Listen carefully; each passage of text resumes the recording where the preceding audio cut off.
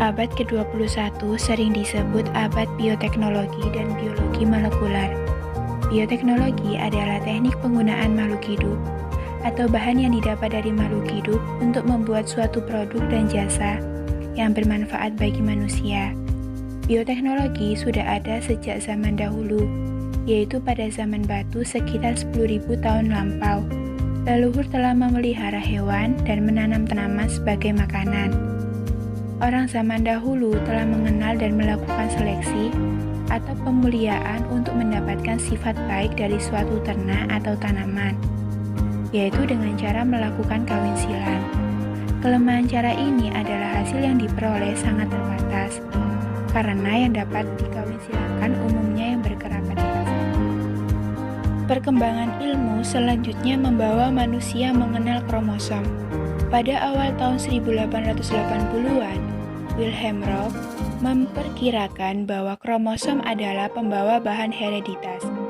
Ahli lain, Mendel, mempelajari perilaku kromosom sebagai pembawa bahan hereditas ini. Menurut Mendel, organisme membawa 2 unit hereditas bagi setiap sifat keturunan. Sel tubuh selalu mengandung 2 atau sepasang. Pada tahun 1860-an, Friedrich Miescher berhasil mengisolasi bahan dari inti sel ini. Setelah diidentifikasi, diketahui mengandung protein dan asam nukleat. Asam nukleat tersusun atas unit pembangun yang dikenal dengan nukleotida. Satu nukleotida terdiri dari gula atau ribosa, gugus fosfat, dan 4 macam basa nitrogen. Untuk kromosom, gulanya adalah deoksiribosa, sehingga disebut DNA, dan keempat macam basanya adalah adenin, timin, sitosin, dan guanin. Untaian DNA ini selanjutnya dikenal dengan. Pada pertengahan tahun 1970, ahli bioteknologi menemukan teknologi baru yang dikenal dengan antibodi klon tunggal. Antibodi adalah bagian dari pertahanan tubuh terhadap benda asing yang ingin masuk ke dalam tubuh, termasuk organisme penyebab penyakit. Produksi antibodi dikendalikan oleh gen. Kohle dan Milstein mempunyai ide untuk menyatukan sel penghasil antibodi normal dengan sel dari tumor yang mengkanker yang disebut mieloma. Teknologi ini menghasilkan sel hibrid yang selanjutnya dapat dikulturkan dan menghasilkan klon. Semua hibrid klon yang sama menghasilkan molekul antibodi yang sama pula. Oleh karena itu disebut antibodi klon tunggal. Antibodi jenis ini dipakai untuk menentukan kadar suatu obat dan hormon dalam darah pasien yang sedang mendapatkan.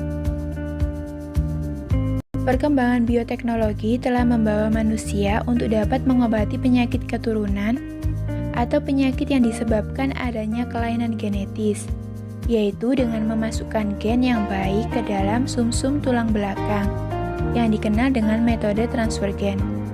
Metode transfer gen yang sedang dikembangkan untuk mengobati penyakit genetik manusia adalah untuk memasukkan gen baru ke dalam sel somatis saja.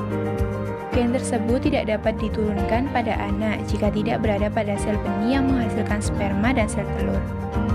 Selama bertahun-tahun belakangan ini, ahli bioteknologi berhasil memasukkan gen baru ke dalam sel benih hewan percobaan, seperti mencit dan lalat.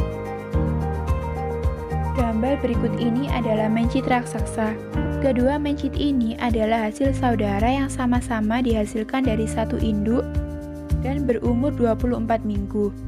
Salah satu hasil rekayasa dengan metode transfer gen hormon pertumbuhan manusia dan memperlihatkan ukuran yang 2 kali lipat lebih besar dari ukuran normal.